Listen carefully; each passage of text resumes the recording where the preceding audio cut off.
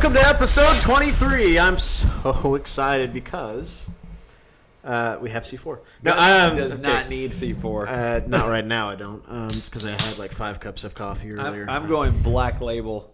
So is that the 320 milligrams? It's as opposed to 300. the 100. This is the ultimate. As opposed to 150. Okay. It's supposed to 200. Oh, so excuse me. If you drink one of those and one of the other ones, you're good. I would imagine good is relative. Okay, I'm excited because we actually had our first viewer question. It only took us 22 episodes to get here. I'm so excited. But you know what? I think it proves that someone's watching. Now that at least one episode, I think they're going to be flooding. They're already flooding our inboxes. Flood is relative too. At least we know we have a viewer. We have a viewer. A loyal viewer. Did you hear that, C4? We've got some viewer action. Okay. So. Oh, we're tracking it. Trust me. Oh, let me put in the metric. Got it. Okay, so I'm actually going to pull this question up because I thought it was actually really good. That's great. Yeah, I liked it. I did too because it was our only one. Gives us something to talk about today. That's right, it does. Okay. But it's a good topic. It's a good topic. And it's actually probably a very common problem. And chances are that you have faced this before in some way, shape, or form. And so this is definitely an episode that I think you're going to get a lot out of because you can relate to the question. So I'm going to read this. Okay, I'm just going to read it. Do you want to recap 22? I just got so excited. Okay, we'll go straight to the question. I'm just the best way to just go watch episode 22. Just don't break me here. Like, that might be better. I'm on a roll, man. Yeah, go watch the previous episode. Blah blah blah. Can you tell we rehearsed? This is scripted for sure. All right, so this I'm not going to give names because they didn't say I could use their name. But thank you to this person for the question. It is a good question. I've counted my macros before with ease. Pause. Never heard that one. That's true. The second half of that, but that was before I was married. Fair point. The main thing that I struggle with is that my wife would also like to count her macros as well. We both have different goals when it comes to our results. Me wanting to gain muscle and hers wanting to lose fat. That's probably normal in a marriage. Guy usually wants to gain muscle. Girl usually wants to lose fat. He goes on to say, I'm usually the one that cooks all the meals, and I sort of tend to make things that are more along my wife's goals because happy wife, happy life, right? Couldn't agree more. How does a couple make and plan meals so they can both meet their needs? We usually tend to make one meal and each eat that one thing, which in my opinion makes it harder to track for either of us. This causes us to fall through our macro counting pretty quickly. You probably have a little bit more experience with something like this. Curious to know your thoughts.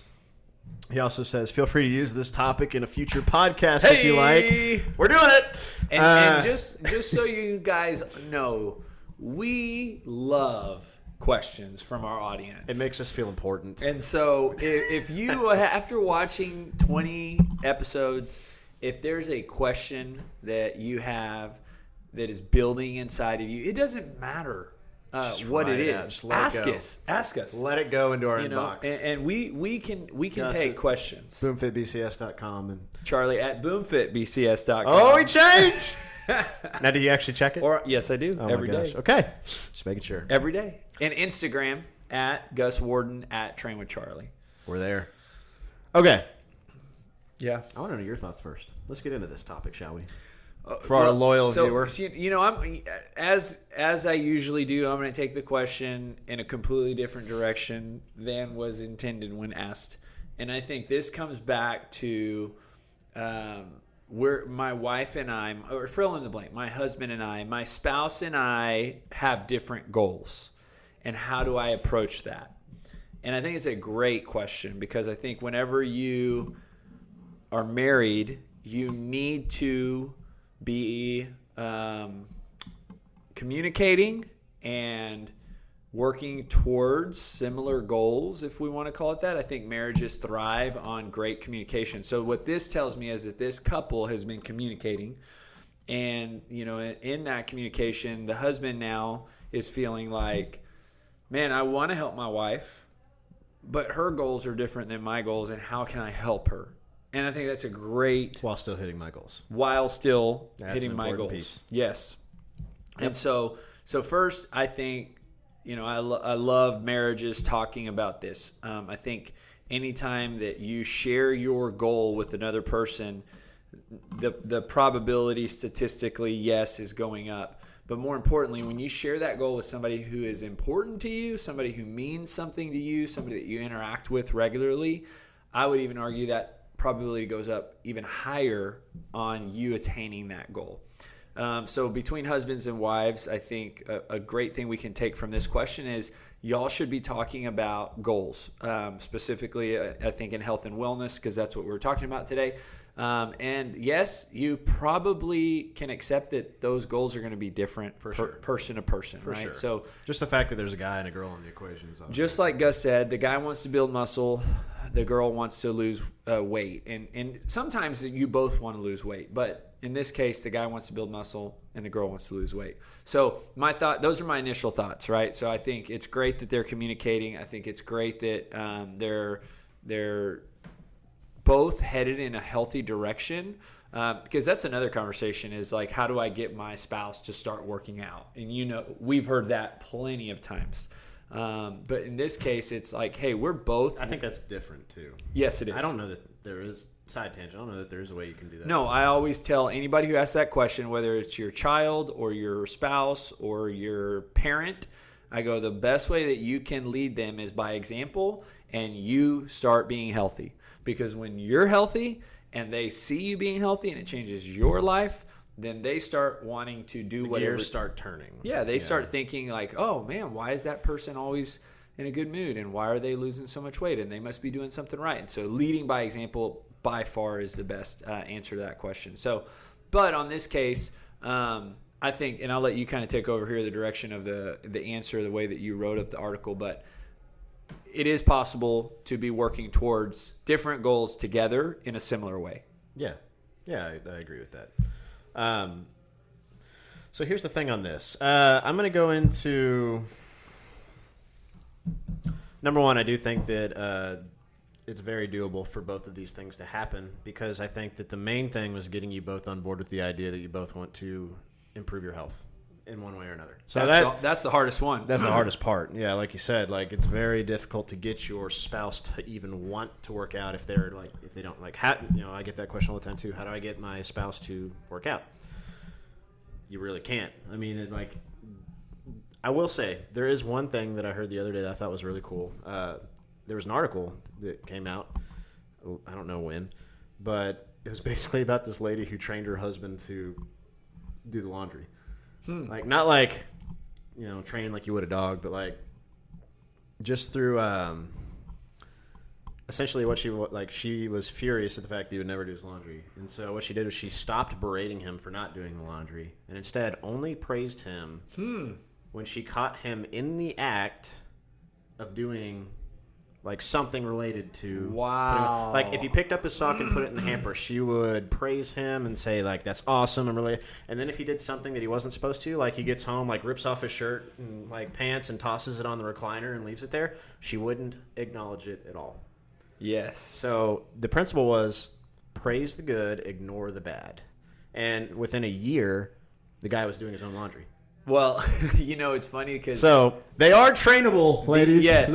and I think... Hope Brittany's not watching this. Yeah. You're going to notice you're suspicious whenever she's like, great job picking up your underwear, Gus. The whole point of that was like, it's very difficult to get your spouse to do... But if you are going to get them on board, that would probably be the way I would advocate. It's just praise the good, ignore the bad. The second part of that, is the how... once you're both on board, which these people are, now it goes to how do you do that?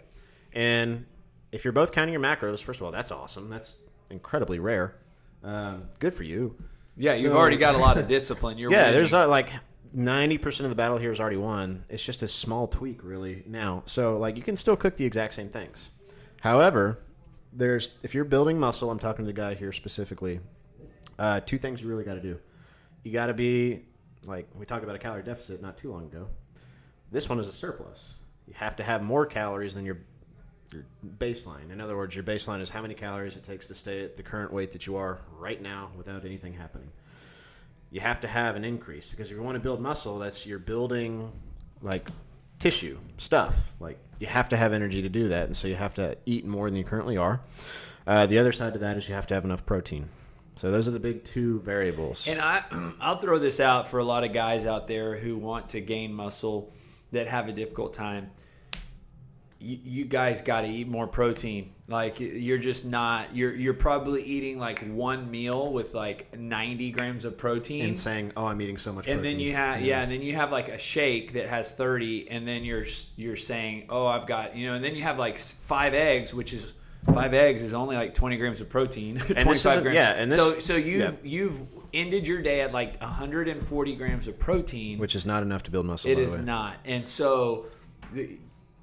That might piggyback this is track your protein. Yeah. Figure out how many grams of protein you're eating and then make sure that you're getting an adequate amounts of protein. And so that piggybacking off of that, this also means that you need to know what your base calories are and how much your average protein is too. Yeah. Like you need to know those numbers because if you're sitting there saying like, oh, I eat so much and I just don't know how I'm not gaining weight, $10 says you're not tracking for one thing, or at least not tracking accurately because, common sense would dictate if you consistently look at it and you're saying, oh, I'm eating so much and not gaining weight and you're eating 2,000 calories every day, you're going to have to eat more if you want to gain weight. And yes, it is uncomfortable, by the way. It's not like you're overfeeding an organism. Yeah. You're not supposed to be comfortable. And so you really can't rely on what your body is telling you is a lot.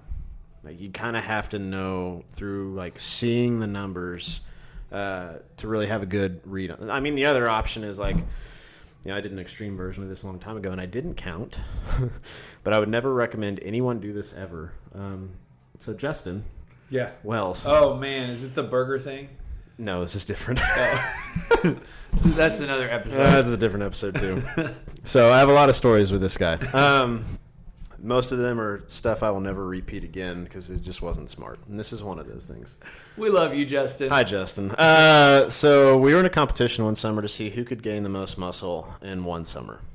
And we use these two principles. You have to eat more and you have to eat a lot of protein. We each had 2 different methods of doing it. His was he took an entire loaf of bread, pulled the whole thing out and slathered it with peanut butter and jelly sandwiches, and then pushed it all back in the bread bag, spun it, and he took that to work, and he just pounding peanut butter and jelly sandwiches all day long. A whole loaf of bread. And then he would be like sucking down like weight gainer protein shakes too.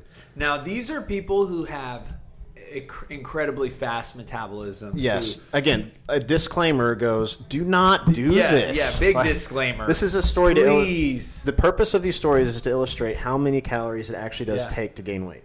And we know that there's some crazy college kids out there doing this. Yes. Quit it. Stop. Yeah. Like this also gave me health problems, so don't do this. My method was I had 3 meals a day. The first one was McDonald's.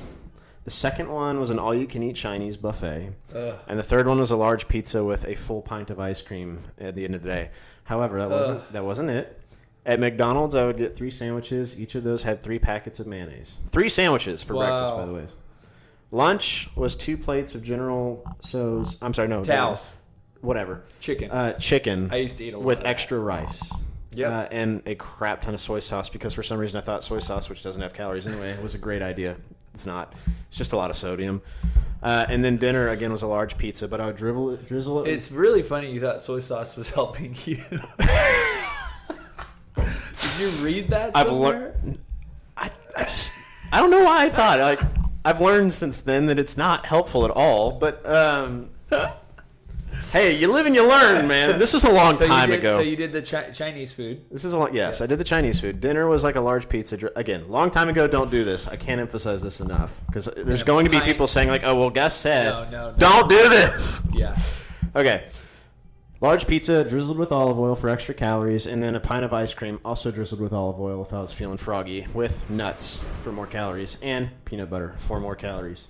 Wow. That's not the worst of it. Middle of the night? No. Oh. At the top of the hour, every hour that I wasn't eating one of those 3 meals, I would have in my bag, like you could buy, I don't know if you still can, but you used to be able to buy like a pack of like 24 Hershey chocolate bars. Oh, my. At the top of the hour, every hour, I would take one and I would eat it. Ooh. And the only reason I picked that was not because of like anything other than the fact that I didn't have to chew that. I could just kind of let it melt down. How long was the challenge? It was supposed to be a full summer, but I did not last that long. Wow. I think I lasted maybe 3 weeks on this. But and like, how much weight did you gain? like 15 pounds. Wow. And probably not a lot of fat based on your build. No. Or could you tell? It wasn't a lot of fat, actually, but most people would put on a lot of fat, by the way. Oh, yes. Like 99.9%. So don't do this, Don't guys. do this. Just don't do it. And I was extremely strong. And again, I'm also I'm training very heavily as well. Like this was all designed intentionally. Not for my benefit, but it was designed intentionally. But the whole point of this is like you have to have a lot of calories, more than you think, in order to gain weight. So let me give my story. So I had a very similar experience. It was the summer after my... I won, by the way. Yes. Oh, you beat Justin? I did. That's awesome. So I went home for my after my freshman year of college to Houston, and I ended up getting down to 182 pounds, which for me him is lean. Very lean. For the record. And almost too skinny, right? Because I was in a calorie deficit. Aha. I see what you did there. Look at that. Looking at how much I was eating, because I remembered I was eating the same thing. I was working out 6 days a week, or 7. I was working out 6 to 7 days a week. I come back to college, my sophomore year in College Station, and what does a sophomore in college weighing 182 pounds want to do? Who's been big before wants to get big. I want to get stronger. I want to gain weight. So I was going to a nutrition supplement store that later I ended up working at. And this guy who owned the store was telling me that there was this magic window after the window your of workout. guidance? Is that what this is? 30-minute window that I could eat whatever I wanted to eat. Now, by the way, this is also false. Yes, that is not accurate. So we do make mistakes as trainers, by the way. Supposedly this magic window. Doesn't exist. If you tell me I can eat whatever I want in a 30-minute window, I put a peanut butter jelly sandwich with a big 2% milk. Oh, yeah. Triple meat cheeseburger, piece of banana bread. McDonald's? Granola bar. Nope, it was from the rec center. And orange juice. Oh, that's almost worse. All within 30 minutes. So I am just pounding it. Eating. And some of those workouts were barely like anything. Bench press, dumbbell incline, and dips. You know, I mean, it was like nothing. 3 sets of 10. Yes, it was very. And so I gained weight all right. I got back up to 220 pounds, and my body type. It's a 40-pound increase. It was very bad weight. I gained fat. Yes, I gained some muscle. Yes, genetics does have a large role to play. Completely. Completely two different results. And that's one of the main reasons I highlight that is because, yes, Gus was much younger. I was much younger. There, whether this person who submitted this, whatever age they are, I know there's people that fall into that category that want to get stronger and they want to get bigger. And we probably neglect those people a lot because they're not getting there. But it's an equal challenge that they have. I think it's harder than the person who's trying to lose weight. It is so uncomfortable. And so what we're going to do right now is we're going to tell this person how to gain the right weight, right? Yep. Not the wrong way, which is what we did, but how to gain the right amount of weight at the right pace, which is exactly what we're doing with fat loss. The other people who need to lose weight is how to lose the right amount of weight at the right pace. So, correct. Yeah. All this to illustrate, like you have to be eating more than you think you need. And protein is a big one. Huge. And for most of you guys or people that need to gain weight, track your protein. Yes. How many grams are you having per day? In fact, I'm really only going to say you only really need to track 2 things in order to gain weight, in my opinion, and that's calories and protein. Perfect. But, so here's where we actually tell you how to do it. For calories, number 1, you have to actually know what your basal metabolic rate is. Or your maintenance calories. Which we had shared 2 episodes ago. Which we have talked about this, so I'm not going to rehash it. Go back and watch them if you need to. But once you know that number, you're going to take 15 to 20% on top of that number. So in other words, if you're eating 2,000 calories a day and you're going to do a 20% increase, now you're eating 2,400 a day. If I did my math right, is that right? That is correct. Yeah. So you're going from 2,000 to 2,400. So it's not a huge increase. Not huge. Kind of like we did with weight loss, which was 10 to 12%. With weight gain, it's 15 to 20%. Yeah, we're not housing Hershey bars here, guys. Yeah. All right. And then the other side of that, the protein. You should be eating at least 1 gram per pound of body weight. Yeah, I like that, man. It's easy. It's very easy. Like, step on the scale, see what you're at. If you weigh, I don't know, 160 right now, looks like you're having 160 grams of protein. But as you gain weight, guess what happens too? Increase your protein. You increase your protein. Okay. And you're looking to gain about 1 to 2 pounds per week. Same thing with fat loss. You're looking to lose 1 to 2 pounds a week. It's just the safe zone, right? Well, safe zone. And I will say this, I'm a 200-pound person. And every day I am trying to hit 200 grams of protein. I have figured out systematically how to do that. And it is definitely intentional. It is not like, It doesn't just happen. No. It doesn't just happen. Even as much as I know or feel like I'm aware of everything, it is not. Well, we talked about this when we got back from Whistler. Yeah. And I was telling you, Gus, didn't you notice I grabbed a protein at the gas station? And I'm always mindful of where my intake is throughout the day, because that's an important number for you guys to know, is how much protein are you taking in. And that might be another episode too. It's just like going into kind of the nitty gritty details of how important protein really is. We'll say in 2019, the hacks on how to get the right amount of protein. Hacks. The hacks. Yeah, okay. No, but there is an awareness that needs to exist on how much protein you're getting in and where you fall on that number. For sure. But those are the easy 2 steps, like a 15 to 20% increase in calories, and then 1 gram per pound of body weight. I'm also aware of the milligrams of caffeine that I'm taking in. Yeah, and there is an equation of grams of protein to milligrams. I'm just kidding. There's also an equation as to like comatose and how many grams of caffeine you have, or milligrams, I guess. Grams, yeah. Oh God, definitely grams and comatose would. Yep. Yeah. Okay. Anyway, moving on. There is another part to this though. And I will say this. You can do cardio while you're trying to gain weight. But if you're really like trying to, it is, for me, I don't know what your thoughts are on this. For me, it is easier to do predominantly weights when I'm trying to gain muscle. Yeah, and we've said this on multiple occasions. Gus and I are completely different body types. So for me, CrossFit is phenomenal because it is the best of weight training and cardiovascular endurance blended into one.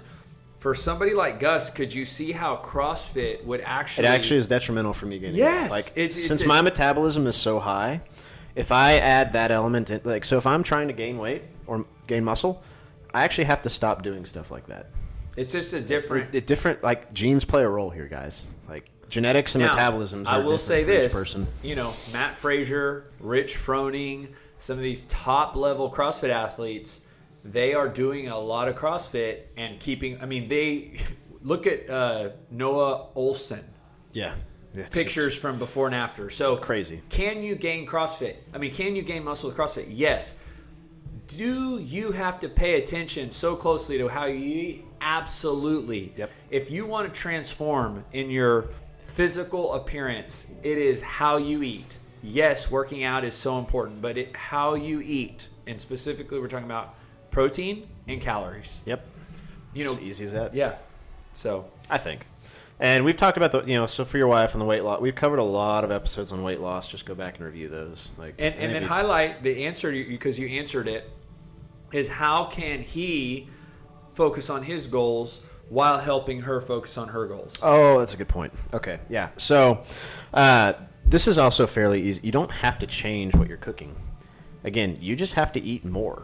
Like that's real. Like cook more of the same stuff that you're already doing, but you're you're going to have to eat more. And just to answer your question too, like in a very specific example type of way to this person who asked the question, it is what we do at my house every single night. Yep. My wife will typically bake 4 chicken breasts for our entire family to have dinner. And then, we pair that with broccoli sometimes, couscous, Other times she makes like a fajita with the 4 chicken breasts, but then there's black beans and bell peppers and onions and a little bit of salsa. And the kids, they have their version of it. Well, my wife will eat exactly what I eat, but a much smaller portion. So, and then we always have about 1 or 2 chicken breasts left over, which is what I bring to have lunch the next day. So it is you and your wife are probably going to be eating the exact same thing. It's just her portions are going to be smaller and yours are going to be larger. So, I'll probably on average eat 1 to 1.5 chicken breasts per night, whereas my wife will seriously have probably half of one. Yeah. And here's something else too. Like the fact that I got this question also kind of makes me want to say too that you may have to change some of the recipes you're using because you're probably not eating enough protein. So you may have to add some more like protein heavy recipes. And then that's the big one. That's where people get exposed. Here's a hack. Yeah. Double the recipe. Yeah. Double the recipe because you're going to be eating a lot more than you normally are. Well, we did there's a meal service that delivers the actual meals to your doorstep, but for you to cook. There's plenty HelloFresh or something. Yes, HelloFresh. Yeah. And what I found fascinating... They should pay us for that plug. HelloFresh actually... I don't recommend HelloFresh for one reason, is their protein portions are too small. If you're... For this person who's trying to do this. So my wife and I would, get our meals, and the protein amount was too small for me. Yeah. That's normal for people who work out. And so you have to be mindful... now, does that mean HelloFresh is bad? No, but just be aware they don't cater to athletes and they're people not. Who are active. They have numbers and they want to make sure they're profitable. And meat is probably the most expensive thing that they're shipping to you. Yep. So, and that goes for restaurants too. I went to a restaurant last week. And you normally have to order extra protein and times. I saw all of the healthy bowls. I said, how much protein is in these? And they said 5 ounces. I go, is there any bowl that has double that? Because I need about 10 to 12 ounces of protein when I eat. Well, and I went to Salada. Is that what it's called? Yeah. Last night, actually. Yeah, they give the same small portion. Same thing. And it's like 4 ounces of meat. You can have protein, but they give you this little spoon. And you just go, and there's 2 or 3 pieces of chicken. And those are, so it's not enough. That's a hack, right?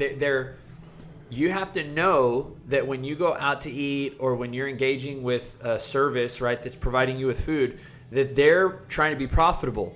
And one of the things that they definitely want to charge you more for is meat. Protein. So you have to be aware that, you probably would need, I think Salada is probably 4 ounces. You'd probably need to get 2 servings of protein. Which is what I did. Yes. Yeah. And so making sure that, for those, again, this is talking to the people that want to gain muscle. You have to know how much protein you're taking in. Yep. And calories. Yeah.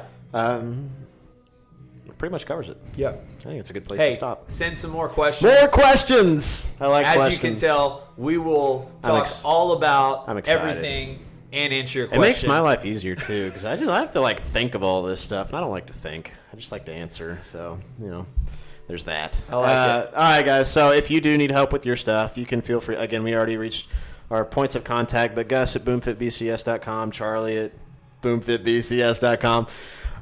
Shoot us an email, and if you have any troubles or you need help on your diet program, muscle gain, or fat loss, that's where you want to send your inquiries to. So, until next time, I am Gus Warden. Charlie Lima.